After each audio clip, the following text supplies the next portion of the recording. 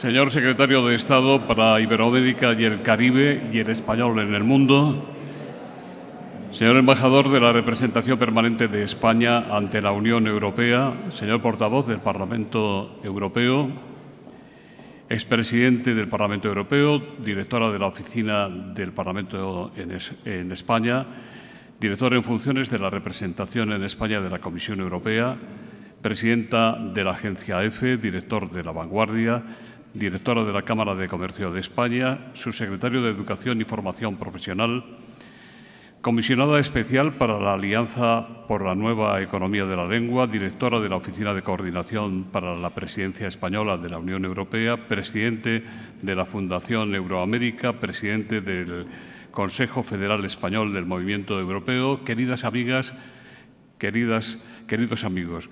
Como presidente de Nueva Economía Forum, les doy la bienvenida a un nuevo evento presencial y telemático del Foro de la Nueva Comunicación, gracias al mecenazgo del Grupo Telefónica, en nombre de cuyo presidente, don José María Álvarez Pallete, les saludamos a todos ustedes. Hoy conversaremos en el Foro de la Nueva Comunicación con don Jaume Duch, director general de Comunicación y portavoz del Parlamento Europeo. Va a presentarle el embajador de España, representante permanente ante la Unión Europea, don Marcos Alonso. La tribuna es suya.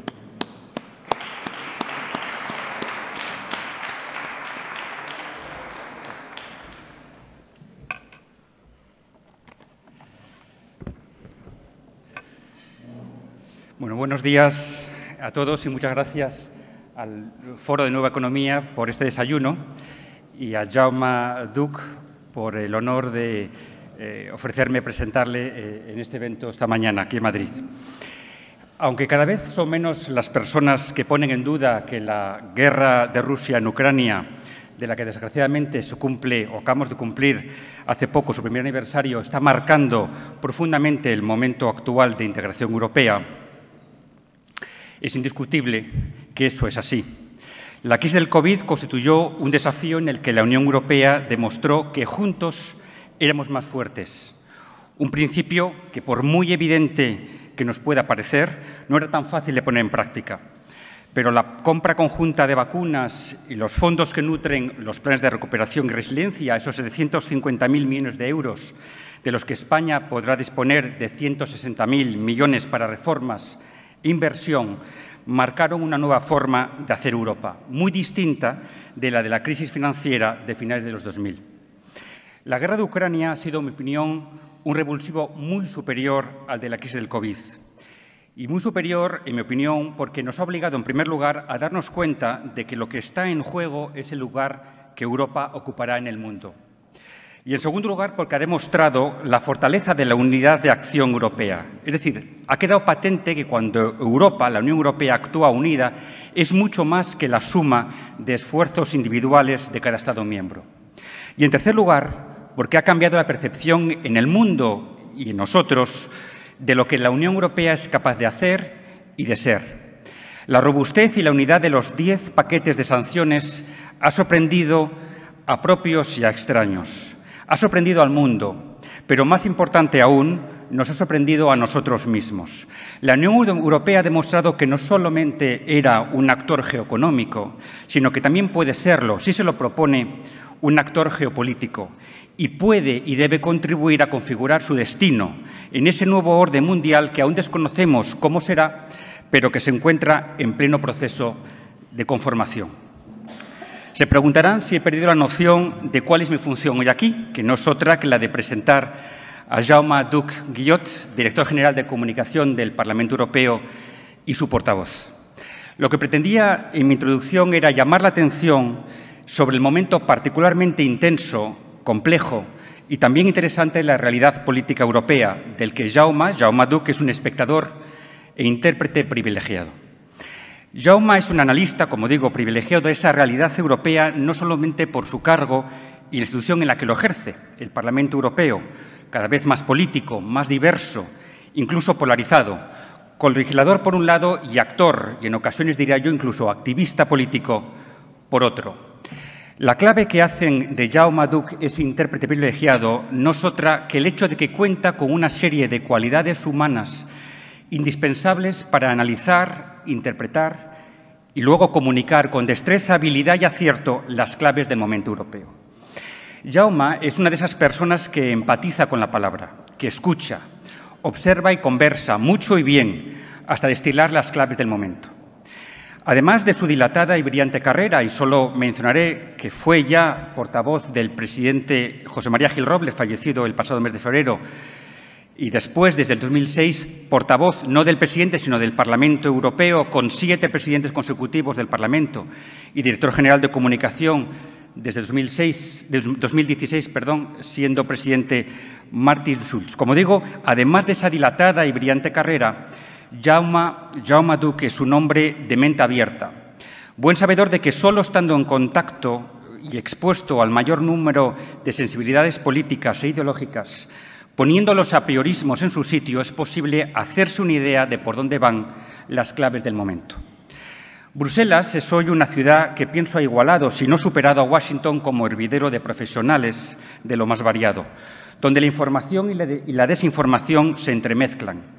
El interés legítimo y la propaganda interesada se intercruzan y la labor del portavoz exige destreza, oficio, inteligencia y un profundo dinamismo para ir actualizándose a una realidad que cambia a ritmo acelerado.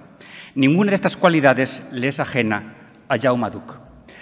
Conocí a Jaume en 2010, cuando me incorporé a la Secretaría de la Comisión de Asuntos Exteriores del Parlamento Europeo, la Comisión AFET, como diplomático desplazado a esa institución.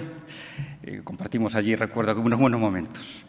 Una de las primeras iniciativas que tomé fue escribir a los principales españoles que trabajaban en la institución, funcionarios y europarlamentarios, para presentarme.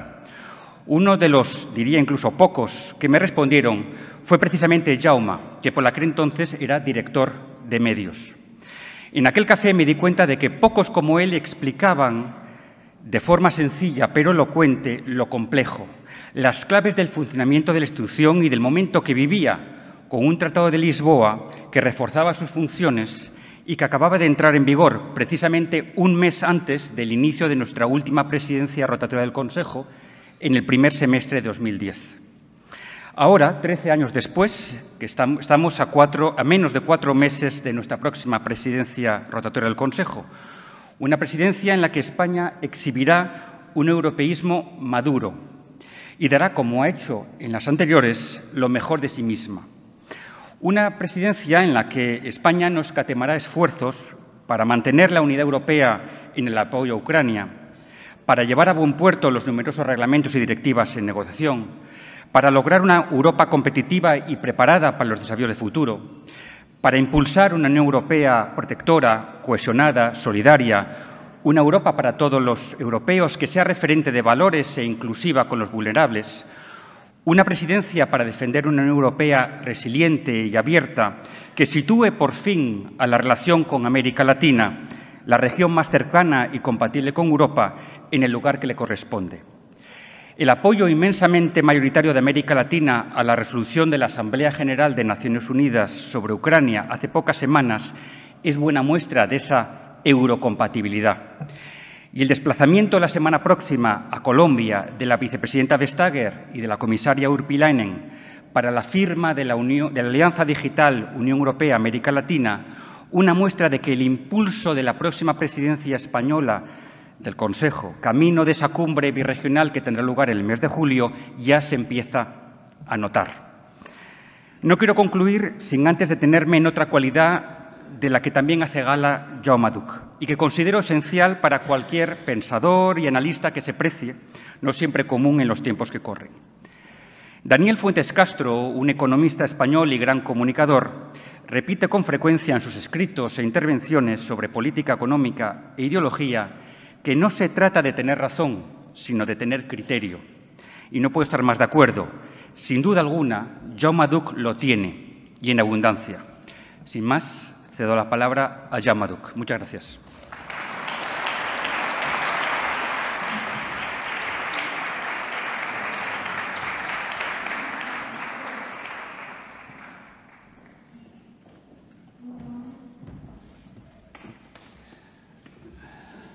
Muchas gracias, embajador.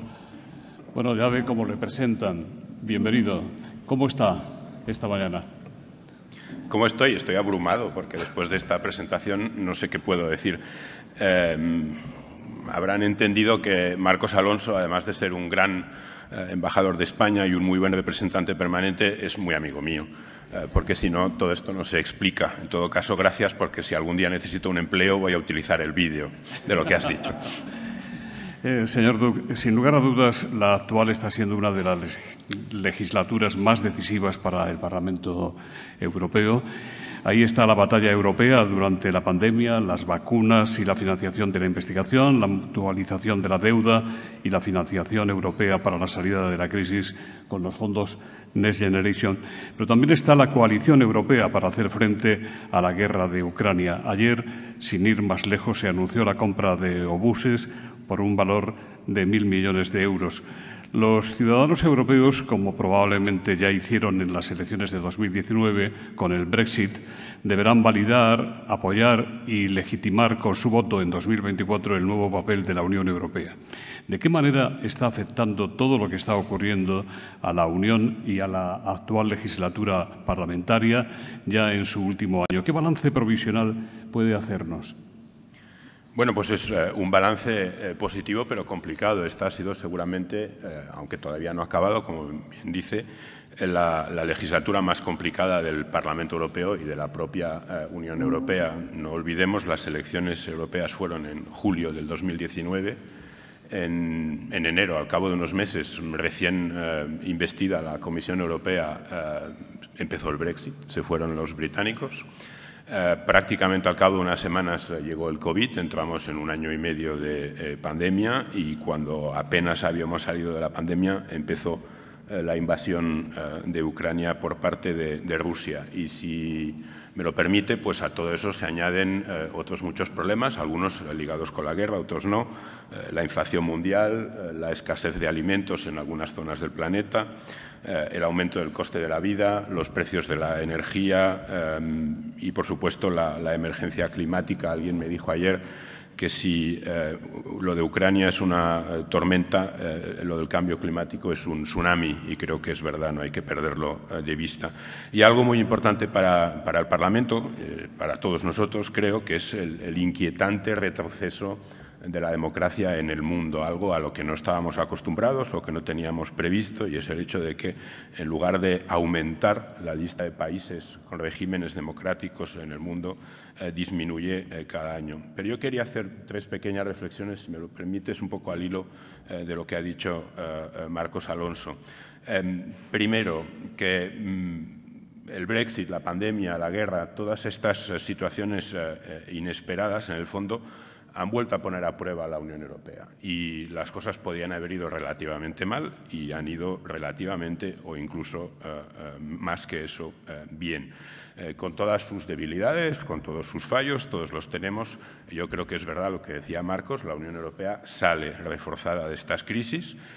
Ya nadie cuestiona la existencia o la necesidad de la Unión Europea. Los discursos de nos tenemos que ir de la Unión Europea se han acabado prácticamente en todos los países, e incluso fuerzas políticas que basaban su receta precisamente en ofrecer la salida de la Unión han tenido que cambiarla y sustituirla por no, nos quedamos, pero la vamos a cambiar desde dentro, vamos a hacer que funcione de otra manera. Y luego, en el tema del COVID, hay una cuestión que para mí es muy importante, y es el hecho de que si la Unión Europea, si la Comisión Europea no hubiera sido capaz de poner en marcha un programa que permitió que todos los europeos nos sintiésemos iguales ante la vacuna o ante la posibilidad de obtener la vacuna, el concepto de solidaridad y el propio concepto de ciudadanía de la Unión Europea habría quedado herido de muerte. Si los ciudadanos de un país, por ser más rico que otro o por tener unos laboratorios que tuvieran la vacuna, se hubiesen vacunado antes que los demás, ahí habríamos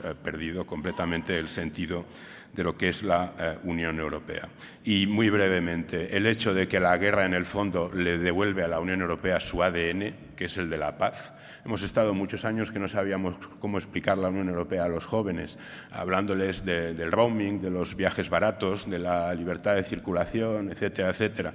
Bueno, al final la Unión Europea era y es un proyecto de paz, y ahora sí se les puede hablar de paz porque están viendo la guerra y porque están viendo que jóvenes como ellos, a 3.000 kilómetros de distancia, se están jugando la vida o la están perdiendo, en el fondo por tener los derechos que tienen los jóvenes españoles, los jóvenes alemanes o los jóvenes griegos. Y la tercera y última reflexión, perdona si me alargo, es el hecho de que la Unión Europea es capaz de aprender de sus fallos y es capaz de adaptarse a la realidad, es capaz de reinventarse. No lo vimos del todo con la grave crisis económica del 2008-2012, costó. No lo vimos como lo hubiésemos querido ver con la crisis migratoria del verano del 2015, pero lo hemos visto en estos últimos años, lo hemos visto en esta legislatura.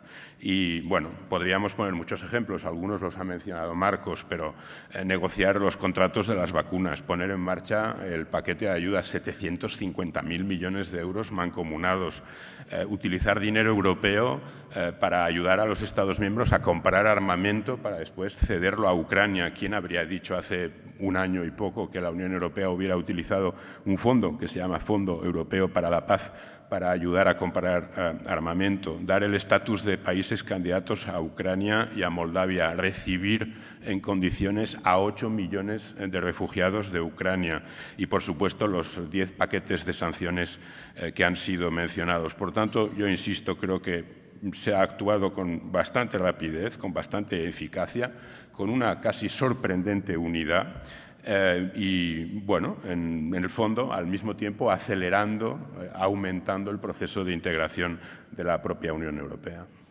¿Qué retos quedan hoy por resolver en lo que queda de esta legislatura y qué papel podría jugar la presidencia española en el segundo semestre de este año?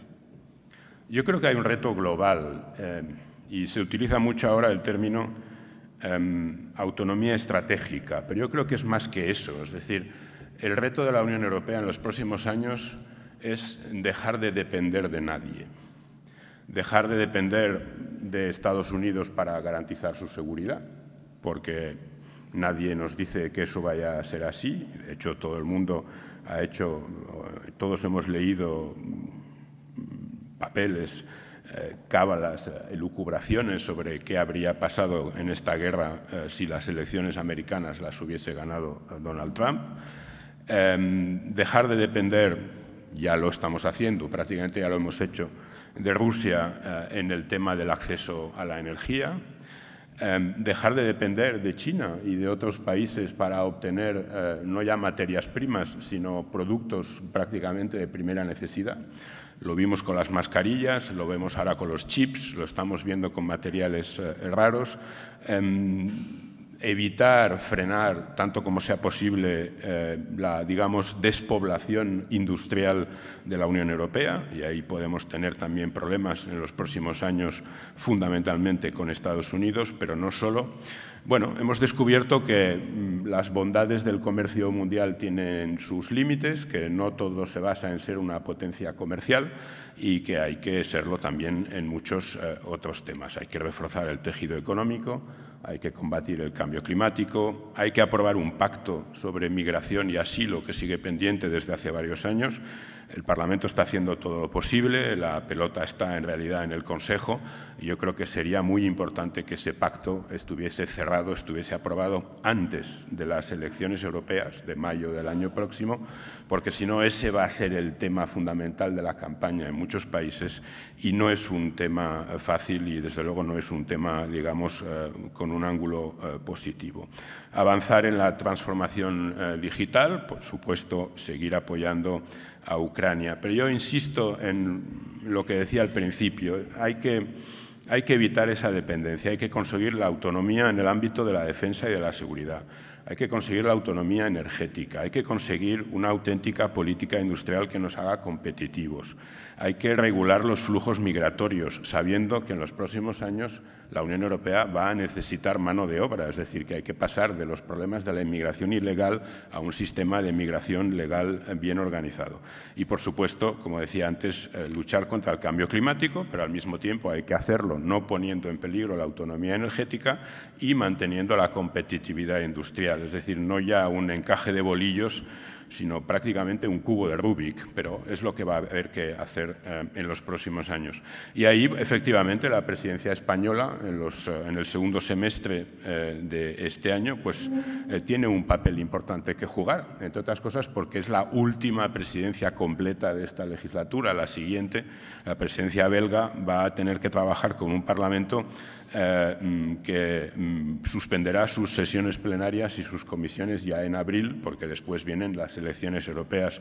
Por lo tanto, la presidencia española es una presidencia que puede cerrar o que debería cerrar muchos acuerdos con el Parlamento Europeo, que debería darle un empujón a los temas que quedan pendientes en el catálogo, digamos, de las propuestas legislativas que en este momento se discuten en las comisiones parlamentarias. Y, por supuesto, pero de eso sabe mucho más Marcos Alonso que yo, hay una serie de prioridades que además conjugan muy bien con las propias prioridades del Parlamento Europeo, como por ejemplo empujar hacia adelante la relación con América Latina en un momento en el que ya no solo hablamos, insisto, de política comercial o de política de cooperación, estamos hablando de geoestrategia. Y cuando vemos cómo reaccionan algunos países de América Latina al tema de la guerra, nos damos cuenta efectivamente que hemos perdido el terreno no ya en las cuestiones concretas, en la política de los intercambios, sino también en la llegada de nuestro mensaje democrático, de nuestros mensajes de valores en sitios en los que probablemente hace unos años no nos lo habríamos esperado. En su opinión, señor Duch, ¿qué nos jugamos en las próximas elecciones europeas de mayo de 2024? ¿Cuáles serán las prioridades de comunicación en esa campaña? Bueno, nos jugamos muchas cosas porque un poco al hilo de todo lo que estoy diciendo o de lo que se ha dicho antes, está claro que los próximos años van a ser muy importantes para todos nosotros a nivel europeo. Y en el caso de las elecciones europeas, bueno, se trata de elegir a un Parlamento que al final es el que va a colegislar, es el que va a tener que aprobar o no, modificar o no la mayor parte de las propuestas legislativas que nos tienen que permitir dar ese salto y salir de todas estas crisis todavía más reforzados. Además, lógicamente, son unas elecciones y, por lo tanto, de esas elecciones va a depender la composición del próximo Parlamento. Puede ser una composición que ayude, que permita que el Parlamento siga siendo un motor o siga siendo, de alguna manera, quien impulse las posiciones más proeuropeas o más en favor de la integración europea, o puede ser lo contrario. Estamos viendo que en cada legislatura el número de diputadas, de diputados que pertenecen a fuerzas con una visión menos europeísta, no eurófoba, pero menos europeísta, siguen aumentando. Vamos a ver qué es lo que pasa en estas elecciones. Cuando hayan pasado las elecciones y, sobre todo, y esperémoslo, si ya ha acabado la guerra, el Parlamento tiene una función muy importante, que es intentar convertir la mayor parte de las conclusiones de la Conferencia sobre el futuro de Europa en decisiones, reformar el funcionamiento de la Unión Europea. Todo el mundo sabe que desde el punto de vista geopolítico es importantísimo abrir la puerta de la Unión Europea a los 9 países que están en este momento en la sala de espera, pero eso no se puede hacer si previamente no se han modificado las reglas del juego, las reglas de funcionamiento de la Unión Europea. Y ese va a ser un tema fundamental en el que el Parlamento puede jugar una función positiva o negativa o no tan positiva en función del resultado de las elecciones europeas. Y luego, pues son unas elecciones en las que, en el fondo, también de lo que se trata es de reforzar la democracia. He dicho que la democracia está, de alguna manera, en peligro en muchas partes del mundo. No vamos a decir que esté a salvo en la Unión Europea. Todos hemos visto también en estos últimos años retrocesos preocupantes. Y yo creo que las elecciones europeas deberían ser también el momento en el que se haga la pedagogía de la necesidad de ese, digamos, de ese reforzamiento del proceso democrático, no solo en cada país, sino también a nivel europeo. Y ese es un poco el mensaje que va a primar en la campaña de comunicación del Parlamento Europeo. No vamos a hablar tanto de las bondades de Europa o de si los ciudadanos tienen que acudir a las urnas para defender a la propia Unión Europea o para empujar la integración europea. Los ciudadanos tienen todo el derecho del mundo a opinar exactamente lo contrario, pero en cambio lo que tienen todos es la responsabilidad de ayudarnos a consolidar el funcionamiento democrático de la Unión, y eso se hace de muchas maneras, pero fundamentalmente se hace votando, y ese será un poco el mensaje de la propia institución. El Parlamento Europeo es una administración de gran tamaño, con más de 8.000 funcionarios y un presupuesto superior a los 2.000 millones de euros. Es evidente su importancia institucional, pero últimamente está siendo afectado por problemas de transparencia en su gestión. ¿Qué mecanismos efectivos se han puesto en marcha para evitar y prevenir un escándalo de las dimensiones del Qatargate? ¿Es consciente la presidenta Metsola de que será juzgada por cómo afronte esta situación? Bueno, en primer lugar, todavía no sabemos cuáles son las proporciones de este escándalo. Hay quien opina que van a ser mayores de las que lo son en este momento. Hay quien opina, y yo me incluyo en este segundo grupo, en los que piensan que al final va a ser menor, y no le estoy quitando ninguna importancia. La presidenta del Parlamento ha hecho lo que tenía que hacer y lo que yo creo que la opinión pública esperaba de ella, que es coger el toro por los cuernos, como decimos en español, y aprovechar esta situación para estudiar con detenimiento cuáles son, digamos, los fallos o cuáles son los agujeros de la reglamentación interna del Parlamento Europeo que hay que tapar, que hay que solventar para que este tipo de situaciones o bien no se repitan o por lo menos para dificultarlas al máximo, porque nadie dice que haya un sistema que permita evitar que esto pueda suceder al 100%. Yo creo que detrás de la presidenta Metsola está la inmensa mayoría de la Cámara, entre otras cosas, porque lo que sucedió en diciembre de alguna manera tapó el trabajo del 99,9% de los diputados de la institución. Y la presidenta lo ha comentado en varias ocasiones, desde el punto de vista incluso mediático.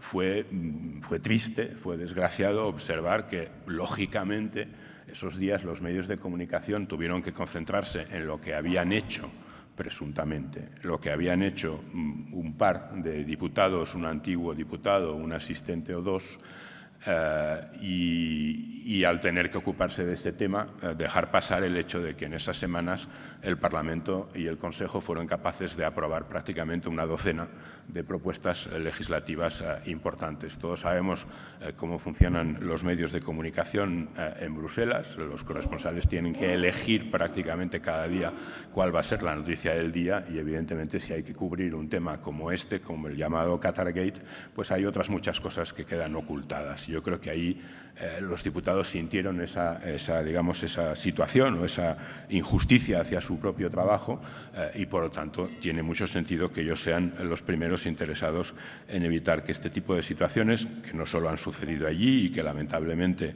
pues tienen mucho que ver con algunas de las cosas que pasan en el mundo actualmente, no vuelvan a repetirse. ¿Qué dicen las encuestas que puede pasar en las próximas elecciones europeas? ¿Seguirá aumentando la presencia de los extremismos y de los partidos antieuropeos? Juan Cuesta dice, ¿cómo valora la propuesta de Meloni de pacto entre el Partido Popular Europeo y los conservadores y reformistas, es decir, la extrema derecha, en la próxima legislatura? Bueno, las encuestas que nosotros manejamos, de momento, en este momento, dan una distribución en el hemiciclo, un Parlamento bastante parecido al del 2019, aunque es verdad que continuamos poco a poco con este goteo hacia una cierta fragmentación política, es decir, En el Parlamento Europeo hace 10-15 años la mayoría popular socialista o socialista popular prácticamente no necesitaba llegar a acuerdos con ninguna otra fuerza ideológica, suponían prácticamente el 60% de los escaños, de los diputados, y por lo tanto pues podían, digamos, decidir muchas cosas entre ellos. Eso se empezó a romper ya un poco en el 2014 y todavía más en el 2019. En este momento una mayoría parlamentaria legislativa, es decir, una mayoría que permita aprobar normas comunitarias, necesita de al menos 3 grupos parlamentarios, incluso yo diría 4, y por lo tanto ya no basta con esa mayoría tradicional, esa famosa gran coalición a la alemana entre populares y socialdemócratas.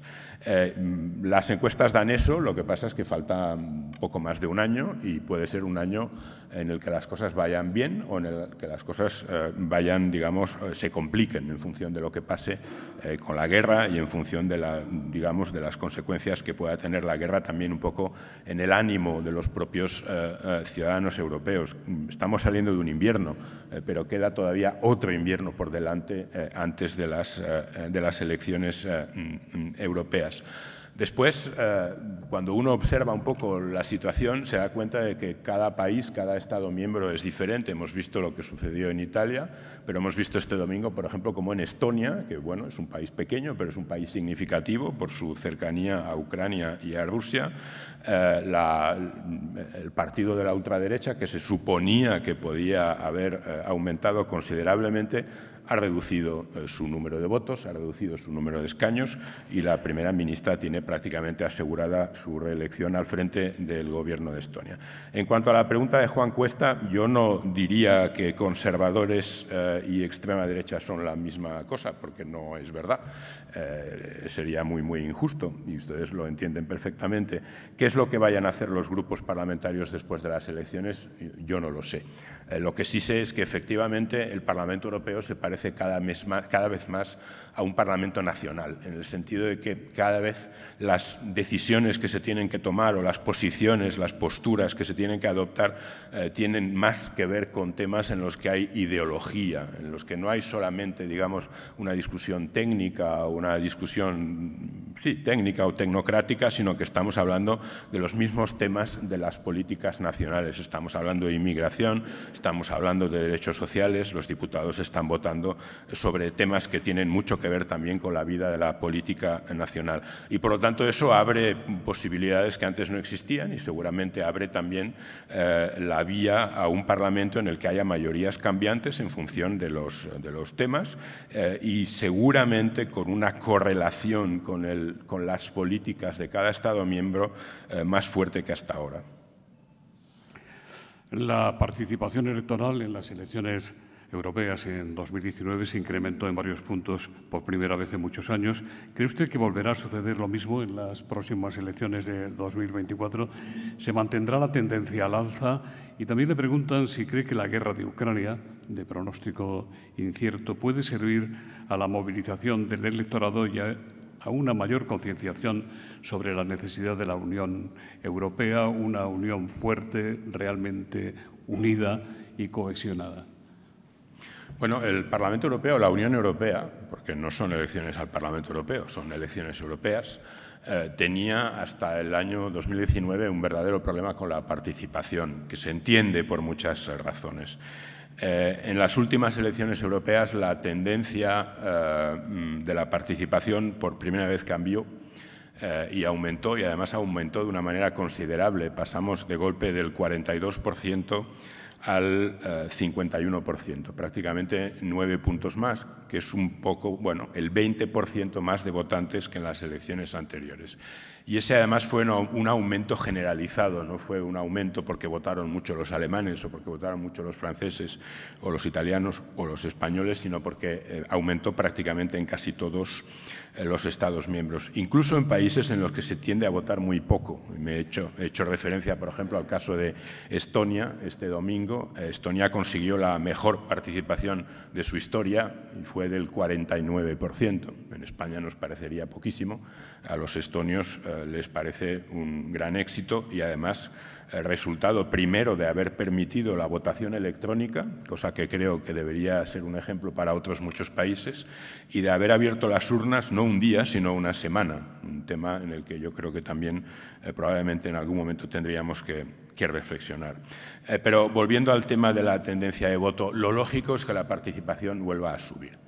¿Por qué? Pues porque precisamente en estos 5 años la Unión Europea ha estado en las portadas, en los medios de comunicación, en los noticiarios, en las televisiones, en las radios, muchísimo más presente que en las legislaturas anteriores y sobre temas con muchísimo mayor impacto para la ciudadanía que antes. Ya no estamos hablando de legislación de mercado interior que más o menos puede interesar a una cierta capa o un cierto sector de la sociedad, sino que estamos hablando de temas que tienen o que interesan a todo el mundo. Yo creo que la gente, de alguna manera, ha descubierto la Unión Europea como, digamos, ese nivel de gobierno que está ahí para proteger y para dar su valor añadido. Lo ha descubierto con el COVID. Lo está descubriendo también con la guerra en Ucrania, está viendo qué es lo que está pasando en el Reino Unido en este momento como consecuencia del Brexit. Yo creo que todas esas cosas lo que van a hacer es, primero, que los medios de comunicación se interesen mucho más en las elecciones europeas que en el pasado y, como consecuencia de todo esto, que efectivamente la gente vote más. Y sí, yo creo que ahí la guerra en Ucrania, que es una tragedia terrible, pues de alguna manera puede también fomentar el espíritu participativo de los ciudadanos europeos. La Dirección General de Comunicación del Parlamento Europeo, que usted lidera, tiene cerca de 700 funcionarios, un presupuesto que supera los 115 millones de euros y oficinas en todos los Estados miembros, además de en Washington. ¿Qué se puede hacer para dar más visibilidad al Parlamento en los medios de comunicación? También le preguntan qué prima en su trabajo, si la información o la comunicación y las campañas, y si hay margen para lo institucional en un Parlamento con más de 200 partidos políticos representados en sus grandes grupos. ¿Cómo movilizar a los ciudadanos? Bueno, ¿cómo conseguir mayor visibilidad en los medios? Primero, teniendo más poder y ejerciéndolo. Y yo creo que eso es lo que está sucediendo. Yo llevo muchos años en el Parlamento Europeo. Si comparo cuál era la visibilidad de la institución cuando yo empecé con cuál es la visibilidad ahora, pues lógicamente es como pasar de la noche al día. Si usted le pregunta a los diputados, a las diputadas, evidentemente le dirán que todavía falta mucho por recorrer para conseguir la visibilidad que ellos creen que merece la institución y el trabajo de la institución, y seguramente es verdad. ¿Cómo aumentar esa visibilidad? Aumentando el número de canales y la amplitud de los canales que permiten esa información. Yo no soy de los que creen que a los ciudadanos la información sobre lo que hace una institución les tiene que llegar directamente de la institución. Podemos hacer muchas cosas y podemos complementar ese trabajo, pero eso pertenece a los profesionales de la comunicación, pertenece a los medios de comunicación, y lo normal es que la ciudadanía quiera que quien le informe de lo que está pasando en Bruselas o en Estrasburgo sean los profesionales de la información, que son los periodistas, que son los medios de comunicación. Y ahí efectivamente tenemos un cierto problema, yo diría, de infracapacidad, es decir, del hecho de que en este momento en Bruselas sigamos contando más o menos con el mismo número de corresponsales, que además yo no entiendo por qué se les llama corresponsales, porque Bruselas no es el extranjero, no son gente que nos esté explicando lo que pasa afuera, son gente que nos está explicando lo que pasa dentro o lo que nos va a pasar dentro. Pero, en fin, ese número de corresponsales no solo no ha aumentado en los últimos 10-15 años, sino que por razones fundamentalmente económicas se ha reducido, y ese es el gran problema. Las oficinas del Parlamento, la oficina de la Comisión Europea, trabajan, hacen todo lo que pueden para conseguir que también los periodistas que trabajan en cada Estado miembro puedan informar sobre lo que está pasando allí, pero es evidente que si Bruselas tuviera una estructura periodística parecida a la que puede tener Madrid para los temas nacionales, o la que puede tener París, o la que puede tener Roma, seguramente sería mucho más fácil conseguir esa visibilidad plena. Y efectivamente cada vez hay menos margen para la comunicación institucional. aunque esa comunicación institucional sigue siendo muy importante. Sigue siendo un Parlamento joven, la Unión Europea sigue necesitando muchísima pedagogía, tiene que haber un cuerpo, digamos, de funcionarios en todas las instituciones que ayuden a la gente y a los medios a entender lo que pasa y por qué pasa, pero es cierto que el Parlamento es mucho más complejo ahora que antes, es cierto que los servicios de comunicación del Parlamento tienen que andar ahora todavía con más pies de plomo que antes y es cierto que tenemos que tener muy claras las líneas rojas, que tenemos que saber dónde se detiene nuestra actividad y dónde empieza la actividad de los que al final son los verdaderos portavoces de la institución, que son sus diputados, que para eso han sido elegidos. Agustín Janel, de la Federación de Sindicatos de Periodistas, le pregunta, señor Duch, ¿qué opinión le merece la Ley Europea de Libertad de Medios que prepara la Comisión Europea y qué puntos débiles ve en esa norma que ha provocado ya cierta polémica?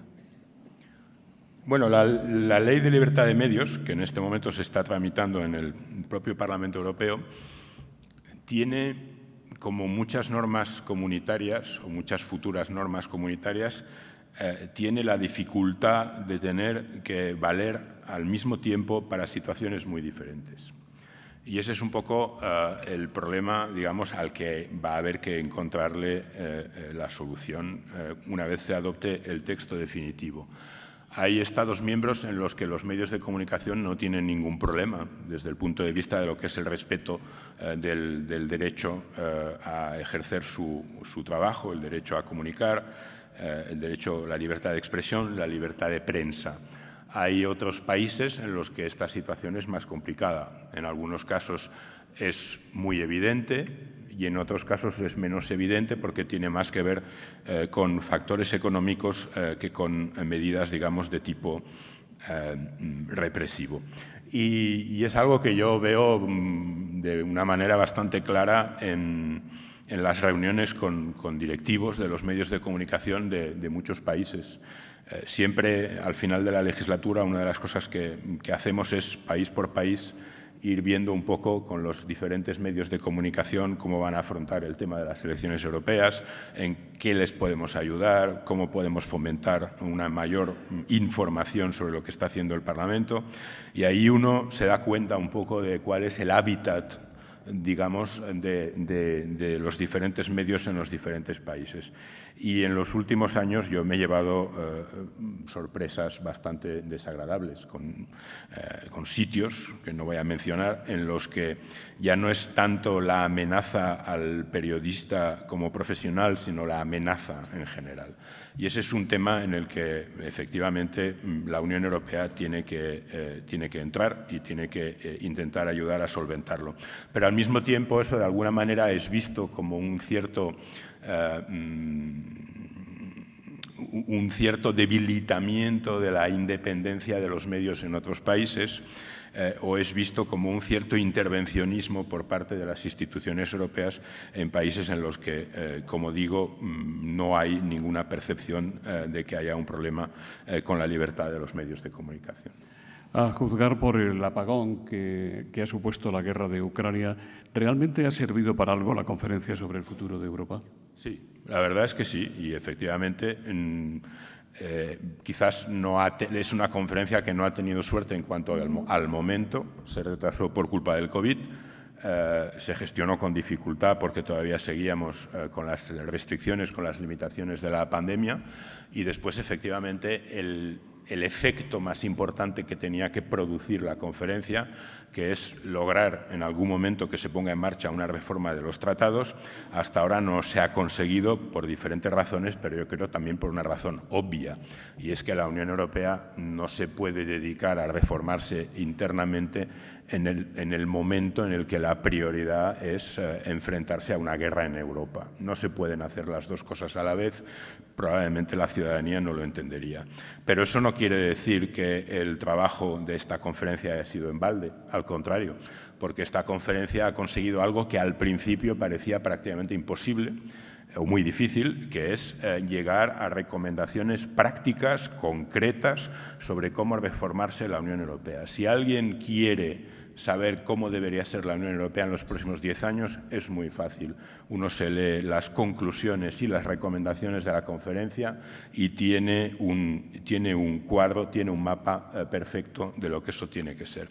Una parte muy importante de estas recomendaciones no requieren ninguna reforma de los tratados, requieren únicamente voluntad por parte de la Comisión Europea y en función de los temas después del Consejo y del Parlamento.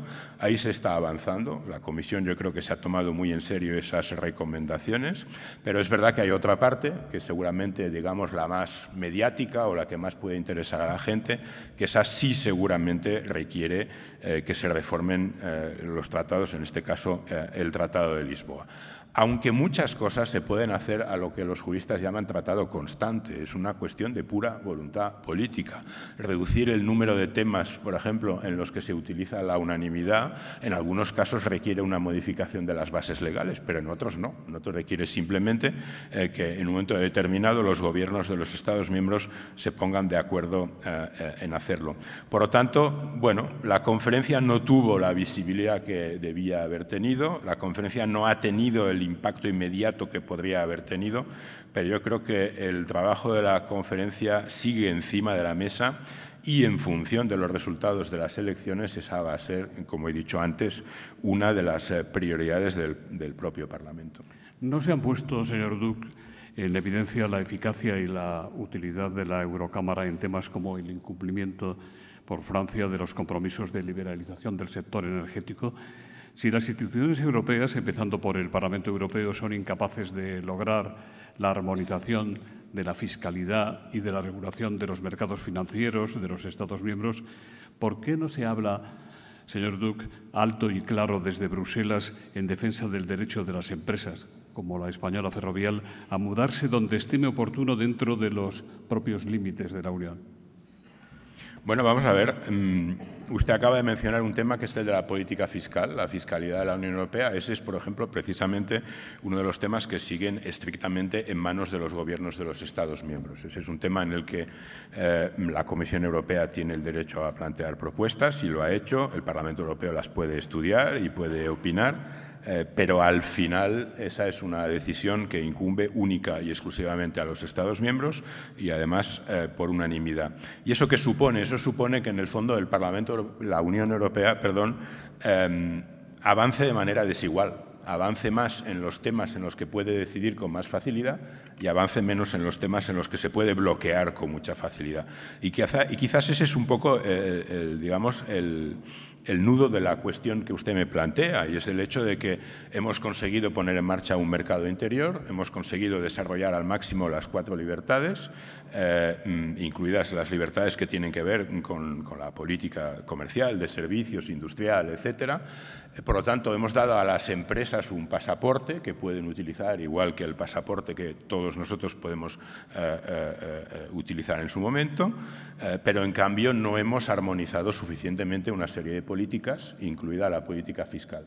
Y eso crea desajustes, y son esos desajustes los que producen situaciones que a veces pueden ser un poco difíciles de entender. Pero yo creo que aquí, en realidad, la verdadera cuestión, aparte de que efectivamente hay que avanzar en serio en una armonización de la política fiscal europea, empezando por la política fiscal de las empresas, de las personas es un tema seguramente más secundario desde este punto de vista. El reto verdadero es la competitividad, y la competitividad en este caso no tiene tanto que ver como la competencia entre países de la Unión Europea, aunque es verdad que hay un problema de ayudas de Estado en este momento, sino que tiene que ver con la competitividad ante el resto del mundo y fundamentalmente ante Estados Unidos. Estados Unidos está tomando una serie de medidas muy importantes para ayudar a su propio tejido empresarial. La Unión Europea, la Comisión Europea ha empezado a responder a ello. Ustedes saben que hay un pacto verde industrial que está en este momento encima de la mesa, que el Parlamento Europeo va a estudiar en los próximos meses y que tendría que permitir tener un mapa muy claro de cuáles son las decisiones que hay que tomar en los próximos 2 o 3 años, en la próxima legislatura, precisamente para no perder el paso en esta competencia a nivel mundial. Miguel Ángel López Quesada, presidente de Alcoa y DIRCON, le pregunta precisamente cómo se visualiza la ley antiinflación USA desde el Green Deal industrial europeo. ¿Son compatibles, antagónicos o competitivos? Son competitivos, es un poco lo que acabo de explicar. Yo no diría que son antagónicos, son competitivos. Es decir, Estados Unidos hace seguramente lo que tiene que hacer, que es defender su propio tejido industrial y defender su propio nivel de competitividad, no ya ante la Unión Europea, sino ante el resto del mundo, empezando por las potencias industriales y comerciales de la zona de Asia y del Pacífico. Y la Unión Europea tiene que hacer lo mismo. Yo creo que ustedes invitaron hace poco al comisario Thierry Breton. Les recomiendo que escuchen un poco o que vuelvan a escuchar las cosas que dijo, porque esas son las recetas. Hay que completar el mercado interior, no está acabado. Hay que armonizar esa política fiscal. Hay que buscar un sistema que permita compatibilizar las ayudas de Estado que son necesarias en momentos determinados con el propio nivel de competencia interna de la Unión Europea. Hay que evitar que esas ayudas de Estado se concentren en un número muy reducido de países, porque eso evidentemente crea situaciones difíciles a los otros.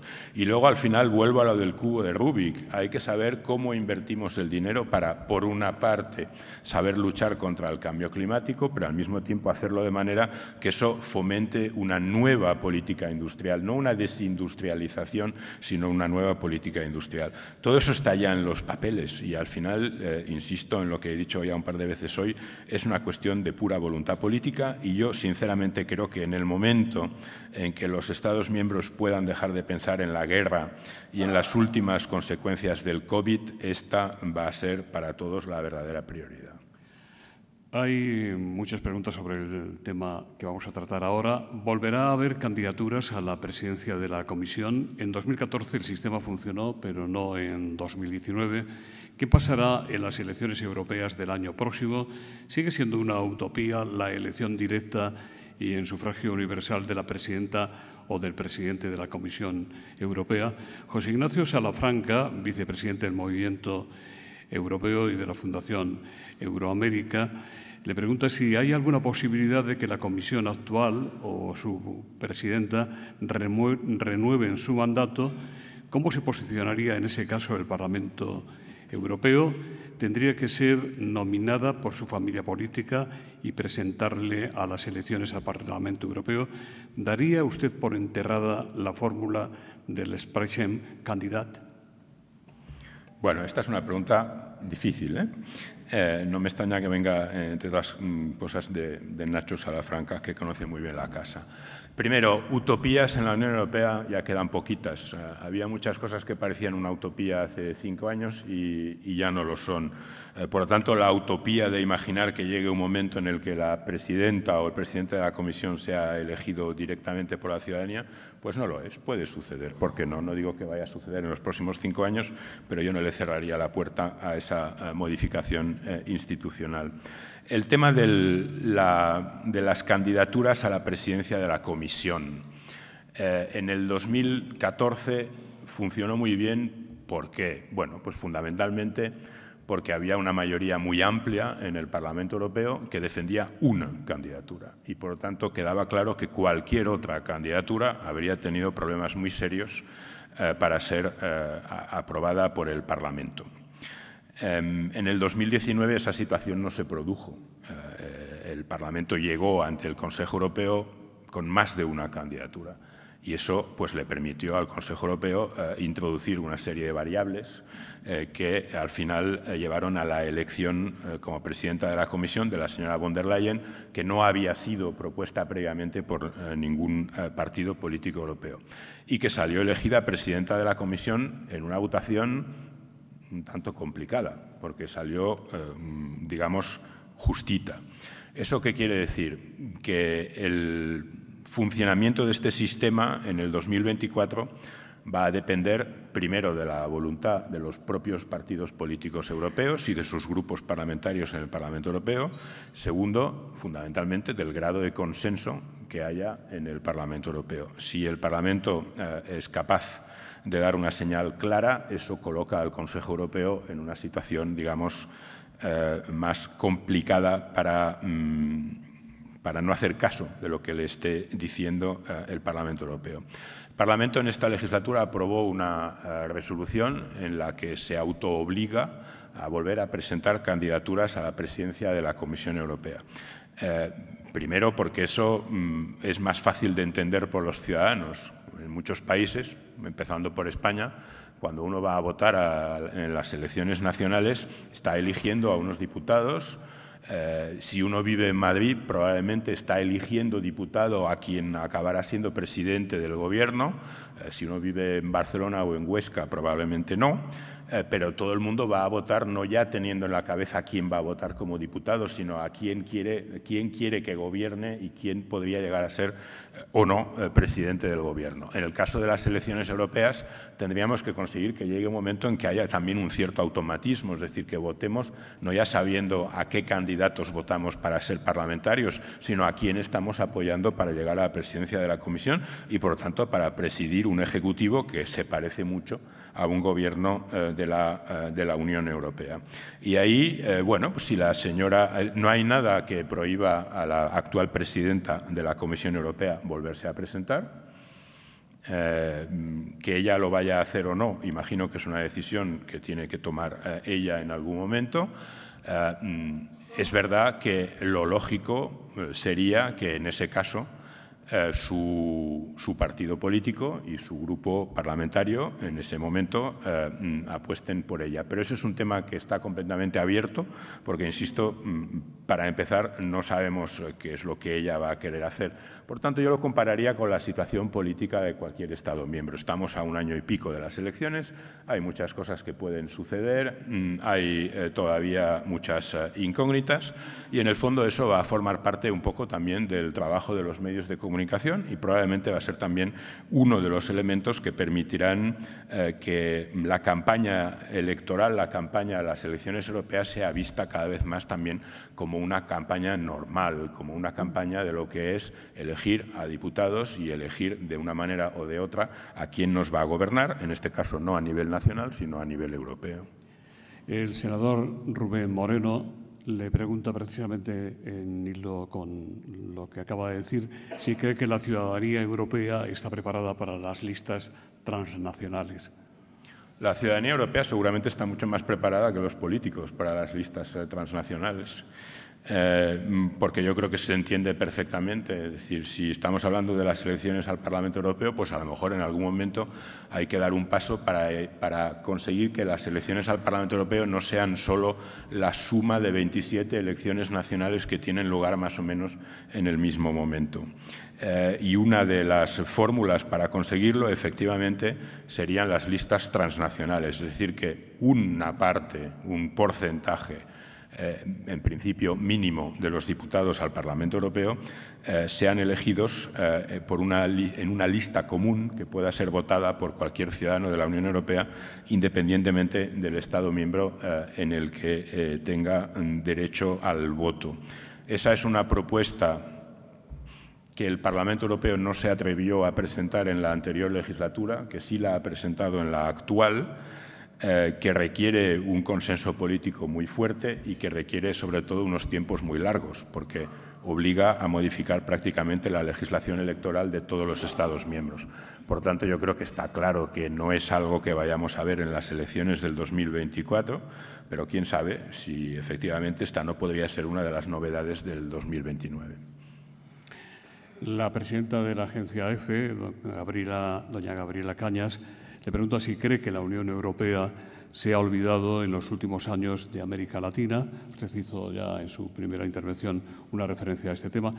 Miguel Ejan Angué, el embajador de Guinea Ecuatorial, quiere hacer referencia al papel de la Unión Europea en África y le pregunta cómo piensa el Parlamento Europeo acompañar al Gobierno español en la diplomacia blanda para recuperar el terreno que se ha perdido en África y cuáles son las causas de esa pérdida de terreno.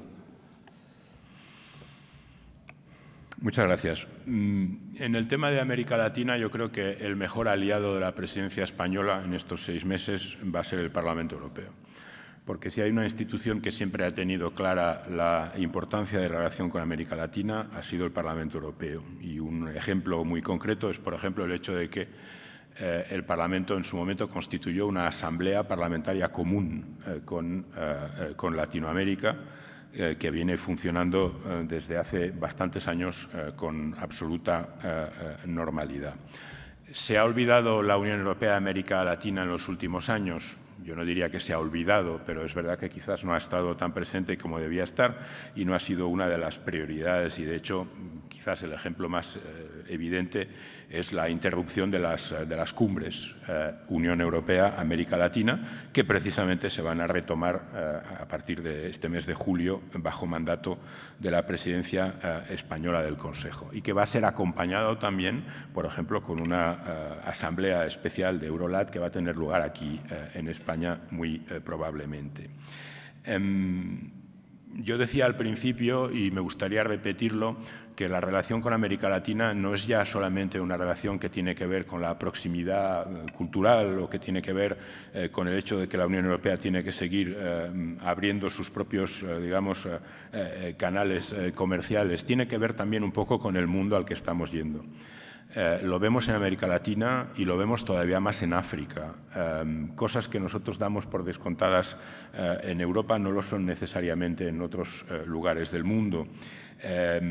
La guerra de invasión, de agresión de Rusia contra Ucrania, cuando uno ve, por ejemplo, las listas de estados de Naciones Unidas, lo que han votado, bueno, no hay por qué preocuparse excesivamente, pero sí hay que preocuparse. Yo creo que en estos últimos años quizás el mensaje de la Unión Europea sobre el tema de los valores democráticos, sobre el tema de los respetos de los derechos humanos, sobre la cuestión de que la política comercial no puede dejar ir nunca de la mano del respeto de esos derechos y de esos valores, en la práctica quizás se había olvidado un poquito, y recuerdo que hace unos meses el ministro de Asuntos Exteriores de la Unión Europea, Josep Borrell, el alto representante, pero para entendernos, el ministro de Asuntos Exteriores de la Unión Europea, recordó al servicio diplomático de la Unión Europea que una de las razones fundamentales de su presencia en países terceros es precisamente difundir también la manera de ver el mundo que tiene la Unión Europea. Y yo creo que a eso hay que volver con bastante más intensidad, y ahí me parece que la presidencia española puede ser un acicate muy importante. Señor Duch, ¿ha perdido peso España en el Parlamento Europeo? Tuvimos tres presidentes en los primeros años y ahora no hay ni un solo vicepresidente entre los 15 que tiene ahora la institución. Bueno, no hay ningún vicepresidente porque hay más presidentes de comisión. Ese es un juego interno de los grupos parlamentarios. En algunos casos se privilegia tener una vicepresidencia de la institución, en otros se privilegia asumir la presidencia de una comisión parlamentaria. Son puestos diferentes que tienen además niveles de influencia y de visibilidad diferentes, y yo entiendo perfectamente que en su momento, en el 2019, las delegaciones parlamentarias de los partidos españoles más fuertes o mejor representados en el Parlamento Europeo hicieran la apuesta de obtener más visibilidad en las comisiones parlamentarias que en la mesa de la institución. Yo no diría en ningún caso que la presencia o la influencia de los diputados españoles en el Parlamento Europeo haya subido o haya bajado, porque además yo creo que ese es un tema que en el fondo o bien lo examinamos individualmente o bien estamos sacando estadísticas que no conducen a ningún sitio. Veíamos antes en las imágenes del monitor al que fue presidente del Parlamento Europeo, señor Gil Robles. Ayer fue el funeral. Nosotros nos unimos a los testimonios de homenaje póstumo a la familia. Pedro González, de Atalayar, dice: ¿no le parece una bofetada de realismo que el Parlamento Europeo acuerde acabar con los vehículos de combustión en 2035 y luego el gobierno alemán pise el freno tan bruscamente? Bueno, no es una bofetada solo al Parlamento Europeo, es una bofetada más amplia, porque ese es un acuerdo que ya estaba cerrado entre el Parlamento y el Consejo y que la Comisión ya daba por hecho. yo no tengo las últimas noticias, quizás habría que pasarle el micrófono al representante permanente, pero bueno, este tipo de cosas en la Unión Europea suceden. La Unión Europea es seguramente la organización del mundo en el que la negociación tiene que ser prácticamente permanente. Es verdad que queda un poco raro que haya un gobierno que manifieste una posición diferente prácticamente en el último metro de la carrera. Pero no es la primera vez que sucede y, como suele también pasar siempre en la Unión Europea, se encontrará la solución necesaria. Yo estoy convencido de que hay una voluntad política mayoritaria en todas las instituciones en respetar la fecha del 2035 para poner fin a la producción y a la venta de vehículos de combustión o vehículos utilizando energías fósiles. Después, la discusión de cuáles son las energías limpias y cuáles son las energías que podrían ser aceptadas, ese es un tema que es exactamente el que está en este momento encima de la mesa o el que el gobierno alemán acaba de volver a poner encima de la mesa.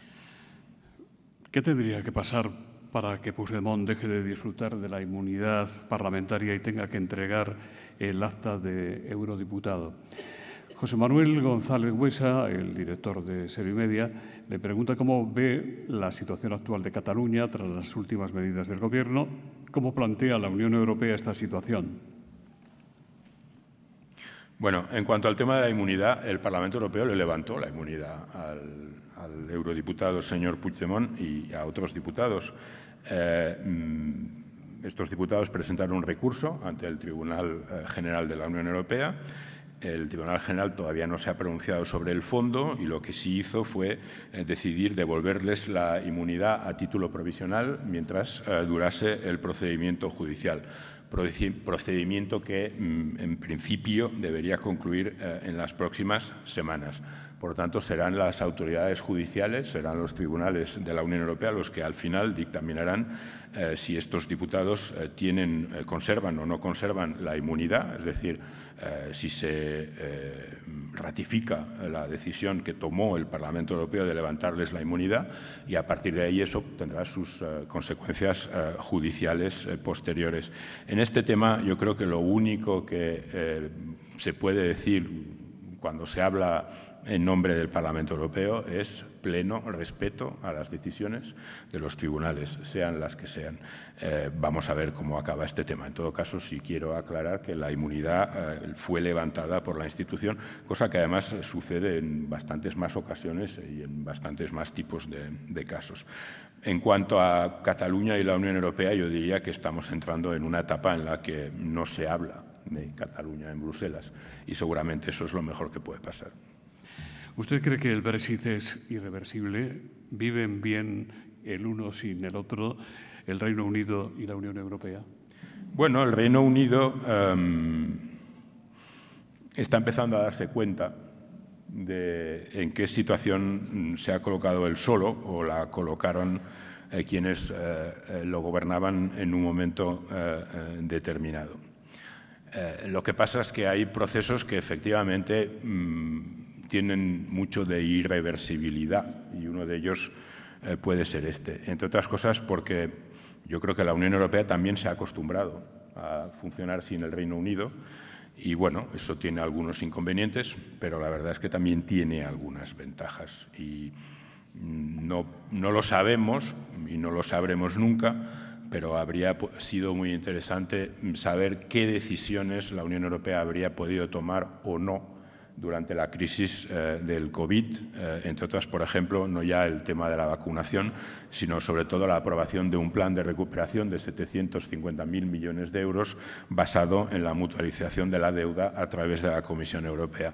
Yo no tengo la sensación de que ese hubiera sido un tema en el que el Reino Unido hubiese entrado fácilmente y, bueno, por lo tanto, tengo que entender que en algunos ámbitos, no en todos, en algunos ámbitos la salida del Reino Unido ha agilizado un poco, bastante, las cosas. Dicho esto, hemos visto como en los últimos días el Reino Unido vuelve a dar una serie de señales de acercamiento hacia la Unión Europea, con el tema de la revisión del protocolo sobre Irlanda. Vamos a ver cuál es la evolución en los próximos días, pero tengo la sensación de que empieza a aumentar el grado de pragmatismo. Ha tardado mucho en llegar, pero empieza a aumentar y esperemos que siga aumentando porque hay muchas cosas que el Reino Unido y la Unión Europea pueden hacer juntos. No hace falta ser miembro de la Unión Europea para cooperar en muchos de sus programas. No hace falta ser miembro de la Unión Europea para intensificar la relación en políticas como la seguridad o la defensa o las políticas de cooperación científica o las políticas de movilidad juvenil. ¿Qué sentido tiene en este momento que el gobierno británico tenga prohibidos a los jóvenes británicos participar en el programa Erasmus? Es decir, hay cosas que no se explican si no es por una reacción ideológica que en su momento debía haber sido evitada. Y yo creo que ante un mundo cada vez más complicado, tanto la Unión Europea como el Reino Unido tienen que privilegiar la vuelta a una cierta normalidad en sus relaciones, pero ya el paso, digamos, definitivo siguiente, que sería el de volver a pedir la entrada en la Unión Europea, sinceramente yo no lo veo. ¿Qué sabe sobre la posibilidad de un acuerdo respecto de Gibraltar? Bueno, ese tema está encaminado. Hay una serie de propuestas que se han formulado en dos etapas. Primero, en la negociación bilateral entre España y el propio Reino Unido, y a partir de esa negociación, digamos, la transposición de esas propuestas a la Comisión Europea, que es quien después tiene que negociarlas en nombre de la propia Unión, sabiendo que precisamente uno de los resultados o una de las consecuencias de los acuerdos de, llamémosle, divorcio entre la Unión Europea y el Reino Unido es darle a España un papel mucho más importante, mucho más preponderante a la hora de decidir exactamente cuál va a ser la relación con Gibraltar. Yo creo que ahí las cosas están avanzando bien. En el Parlamento hay en general satisfacción respecto a este tema. La posibilidad de que Gibraltar siga perteneciendo al espacio de Schengen, que se protejan los derechos sociales de los más de 15.000 trabajadores españoles que atraviesan la línea todos los días. Ese es un tema en el que yo creo que precisamente el papel de la Unión Europea es un papel que empuja las cosas en la buena dirección. Usted ha trabajado con diversos presidentes del Parlamento de orígenes geográficos e ideológicos distintos. ¿Qué tal le resulta trabajar para la presidenta Metsola? Por cierto, ¿ve usted a la señora Metsola compitiendo con la señora von der Leyen por la candidatura en el Partido Popular Europeo a la presidencia de la Comisión? Pues mire, yo como director general de comunicación a los presidentes del Parlamento Europeo jamás los he dividido en función de su ideología o de su procedencia geográfica. Si alguna vez he hecho algún tipo de comparación ha sido respecto a sus capacidades comunicativas, porque al fin y al cabo eso es lo que, digamos, tiene que ver con mi trabajo y eso es lo que a mí me interesa. No puede haber nada mejor para los servicios de comunicación del Parlamento Europeo que un presidente o una presidenta que comunique bien y que se tome muy en serio su labor de comunicación. Y yo creo que ese es un punto muy fuerte de la actual presidenta del Parlamento Europeo. La señora Metsola comunica muy bien. La señora Metsola dedica una parte muy importante de su tiempo a estar en contacto con la ciudadanía y a estar en contacto con los medios de comunicación. Es una presidenta que además ha dado prioridad en su agenda a las actividades fuera de Bruselas, fuera de la burbuja en la que todos nos conocemos y todos sabemos quién somos. Es una presidenta que no tiene, digamos, reparo en viajar para estar presente en cualquier Estado miembro cuando se la invita o cuando hay eventos o actividades que valen ese desplazamiento. Es una presidenta que fue la primera líder a nivel de las instituciones europeas que se presentó en Kiev el 1 de abril del año pasado, cuando la situación en Kiev era muchísimo más difícil de lo que es ahora. Este fin de semana volvió a Ucrania por segunda vez. Yo creo que ella además está jugando un papel muy importante a la hora de conectar el Parlamento Europeo con la dieta, con la Rada de Ucrania y, en el fondo, también con el resto de autoridades de Ucrania. Y, por lo tanto, pues es una, ¿cómo decirlo?, es una presidenta que conjuga muy bien con el tiempo que estamos viviendo. Es una presidenta joven, muy joven, y por lo tanto es una presidenta que seguramente tiene por delante mucho futuro político y probablemente mucho futuro político a nivel europeo, ¿por qué no? José Luis Heras, del Mundo Financiero, le pregunta: con vistas a la guerra de Ucrania, ¿hay recelos en la Unión Europea por la presencia de comunistas en el Gobierno de España? Luis Carlos Ramírez le pregunta qué posibilidades hay, en su opinión, de llevar a Putin ante la Corte Penal Internacional junto a otros jerarcas rusos, dadas las pruebas documentadas de genocidio contra el pueblo ucraniano, además del secuestro y la violación. José Manuel González Buesa le pregunta dónde está el límite de la guerra de Ucrania y si terminará solo cuando quiera Putin. Bueno, veo que las preguntas más difíciles van al final, ¿no? Por lo que parece. Yo no he oído hablar de la composición ideológica del Gobierno español en Bruselas. El Gobierno español está representado por los ministros en las reuniones del Consejo, cada ministro en función de sus competencias, de su cartera. Hay un representante permanente, que es un funcionario del Estado, y luego hay muchos españoles que trabajan en Bruselas, en las diferentes instituciones, y que conocen muy bien no ya solo el Gobierno, sino sobre todo la Administración española, que es una administración especialmente competente. Por tanto, sinceramente, yo creo que este es un tema que a lo mejor, digamos, en la tertulia política puede tener su interés, pero en la práctica, sinceramente, no veo que tenga ninguna repercusión concreta. Llevar a Putin ante la Corte Penal Internacional, ojalá. Usted sabe que la Unión Europea está dando pasos muy importantes, esta semana la presidenta von der Leyen en concreto, para la puesta en marcha de una organización, de un sistema que permita que no se pierdan las pruebas de las atrocidades que Rusia está cometiendo en Ucrania y que permitan en su momento que haya efectivamente un organismo a nivel internacional que pueda juzgar a los responsables de estas atrocidades y de estas agresiones. Y el límite a la guerra en Ucrania lo podría poner el señor Putin dentro de media hora. Es muy sencillo, consiste en abandonar un territorio que no le pertenece y en dejar un país que no es suyo. A partir de ahí todo sería mucho más fácil. Mientras Rusia continúe pensando que tiene derecho a invadir y a anexionarse una parte o la totalidad del territorio de Ucrania, los ucranianos tienen todo el derecho del mundo a defenderse. Yo les animo a que se pongan en su lugar, que imaginen que esto, en lugar de pasar a 3.000 kilómetros, estuviese pasando mucho más cerca, que es lo que ustedes pensarían o que es lo que ustedes defenderían.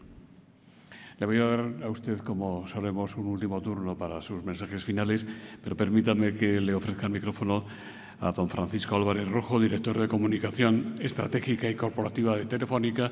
Gracias a cuyo mecenazgo hemos podido verle de nuevo aquí, es la tercera vez y es un placer. Buenos días, muchas gracias a todos. Muchas gracias por darnos la oportunidad de asistir a este diálogo sobre Europa. Ambos conceptos, diálogo y Europa, más necesarios que nunca. Telefónica creemos que son tiempos de Europa, de más Europa y de mucha más Europa. Y escuchando hoy aquí a don Jaume Duch, podemos ver lo lejos que queda aquella vieja idea, aquella vieja imagen de una Europa vista como un jefe que nunca se pone al teléfono y que en su lugar lo que vemos es una Europa que es un aliado, que es un colega, que siempre tiende la mano y atiende la llamada cuando se le necesita. Muchas gracias. A usted.